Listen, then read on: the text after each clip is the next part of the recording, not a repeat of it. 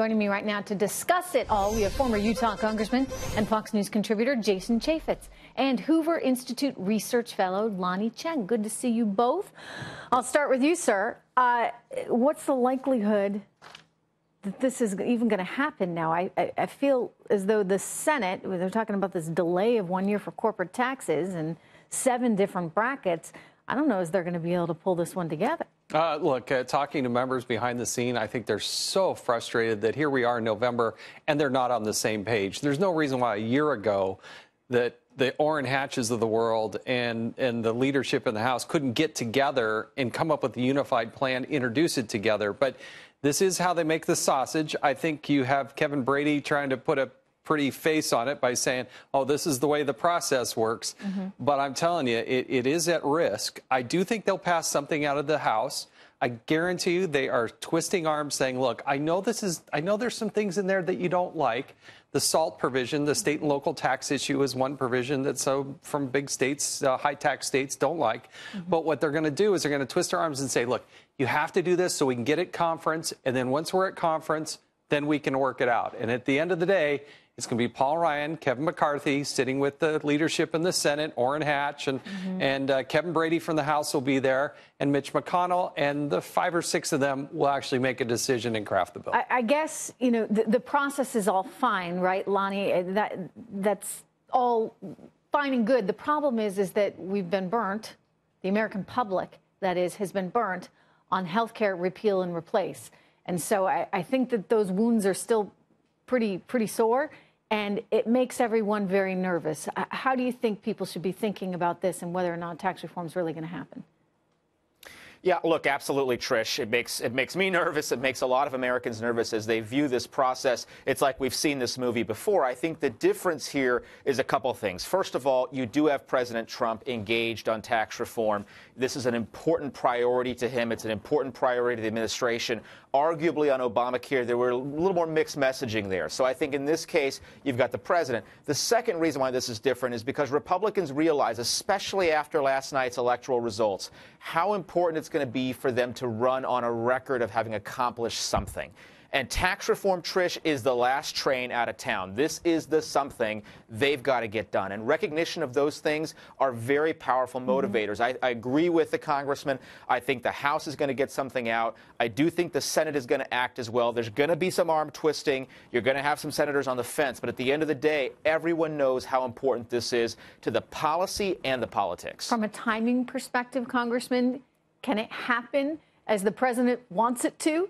Basically by Christmas, so everybody gets a little bit of a Christmas present? Well, if it was going to happen the way the president wanted to, it would happen about, St. Patrick's Day. So we're a little bit behind on the timing. You even had Treasury Secretary saying it was going to happen before the August recess. So, look, Lanhee Chen is one of the smartest minds on this issue, top to bottom. There's still some wrangling. I don't think anybody wants to see a delay in the corporate tax implementation. Hey, make America great again. Next year. A few years from now, we'll phase that part of it in. But you know why they're doing that? They're trying to save $100 billion. They're afraid. Here's the problem. Sometimes you got to spend a little money to make a little money. But tell me what you think the problem is.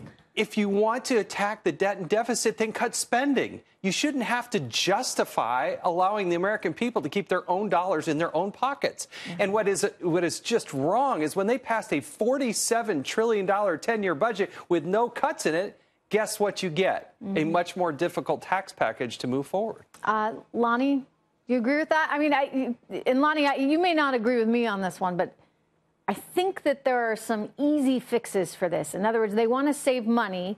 Don't postpone the tax cut for corporations for an entire year.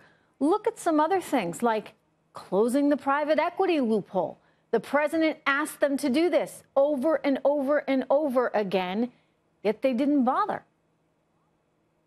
Yeah, I mean, look, this is a tough, I've always come back to this basic point. This is why tax reform gets so difficult, because you've got all these provisions that work together. You've got people that care deeply about those provisions. What I'll say is, look, I don't think anybody likes the idea of delaying the corporate tax cut by a year, but if that's what it's going to take to get the accounting done, for them to get across the finish line, underneath what the budget resolution requires in the Senate, that may be what they have to do. I think ultimately, though, that what they've got to focus on is what are going to be the biggest things to jumpstart growth. The corporate tax cut is huge for that. In my mind, simplifying the tax code, huge. Getting individual rates down, very important. The idea of getting small businesses tax relief, very important. So they're going to have to play with some of these variables. But at the end of the day, the reason we're doing this is A, to help the middle class, but B, to get the economy growing and growing consistently. No, and I think that a lot of growth is quite realistically on the horizon. I mean, you're looking at 3.1% last quarter, 3% GDP growth now. If you have tax reform in there, you know, hey, the sky's the limit. You could be looking at 4 or even 5. But the important thing is, I think, Jason, we've got to remember Americans have not gotten a raise in more than 20 years. I mean, wages are still so low. Median household income now $59,000. This might be one way to just make people feel a little richer. Well, look, the economy's doing well. The stock market's doing well. But if you have a small business, if you have a medium-sized business, if you have taxes that are, you know, just eating up your check, at the same time you have rapidly rising healthcare costs, you need some sort of relief. And look, the president, through Mick Mulvaney, I've heard Mick Mulvaney, the OMB director, talk about this several times. We have two things. We want to cut the corporate tax. He wanted 15%, but they're kind of settling in on 20%. And then they've got to make sure that the middle class people, you know, have a tax relief. Yeah, and they need it. They need it. And boy, it's getting complicated in the House. Well, you political types, and I know that's your previous life now, but you know, you never make it easy. Anyway, Congressman Chaffetz, good to see you. Thank you. Thank you very much. Lanhee, good to see you as well. Thank you.